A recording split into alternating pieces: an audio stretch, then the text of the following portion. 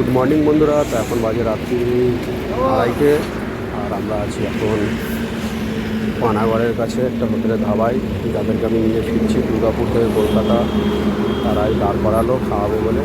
তো এই দেখুন পাঞ্জাবি একটা ধাবা পানাগড় পার করে এসে, আর আবার একটু দিয়েছে দেখুন রুটি তরকা আমড়ার চাটনি।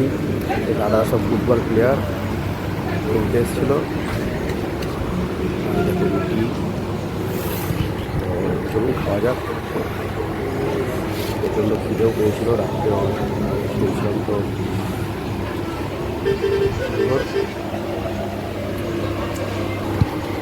আর এই খাবারটা সারাদিন রাত খাবার পাওয়া যায়, হোল নাইট, কোনো সময় বন্ধ নেই। যতক্ষণ আসবে ততক্ষণই খাবার পাবে। দাদা বললো যে পুরো খেয়ে নাও। আমার সত্যি কথা বলতে খিদে পেয়েছিল, না বলবো না। দাদার সাথে গিয়ে খাওয়া দাওয়া করলাম, খুব ভালো খাওয়া দাওয়া।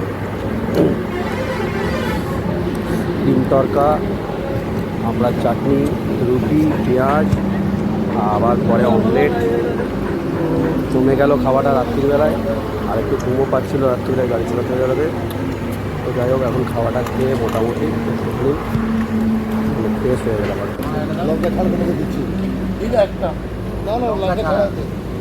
কি বন্ধুরা, লঙ্কা ছাড়া তো